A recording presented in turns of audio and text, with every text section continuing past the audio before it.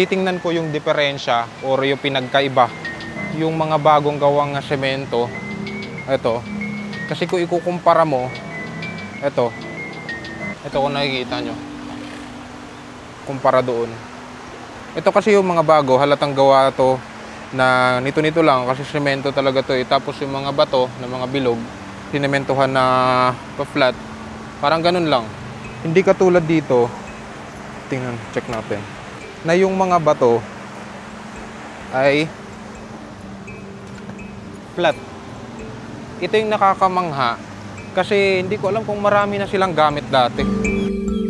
Ang tulay ay unang itinayo noong 1798 sa ilalim ng pamamahala ni Gobernador Silio Juan Lopez, gamit ang kahoy bilang pangunahing material. Noong 1823, sinimulan ang pagtatayong muli nito gamit ang matibay na adobeng bato. Tinapos ang proyekto noong 1826 sa pangunguna ni Padre Bartolome Galan. Kasi kung wala kang gamit nito, hindi mo mapapakwadrado yung isang bato eh. Lalo ganito mga bato, matitigas talaga to.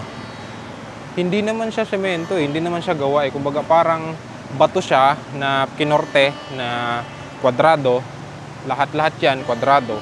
Tapos pinagdikit ng apog, tsaka itlog at kung anumang hinahalo nila dyan.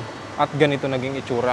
Ang karaniwang ginagamit sa mga tulay na bato noong panahon ng Espanyol sa Pilipinas tulad ng Puente de Aletao at iba pang tulay sa Tayabas ay giniling na apog at hinaluan ito ng buhangin at tubig.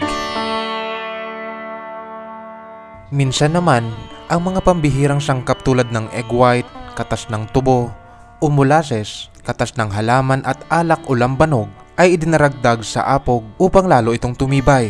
Bagamat walang tiyak na detalye kung alin sa mga sangkap na ito ang eksaktong ginamit sa Puente de Aletao, ang paggamit ng adobe at tradisyonal na apog ang pinakakaraniwan at pinagtibay na pamamaraan sa pagtatayo ng mga sinaunang ekstrukturang bato sa bansa.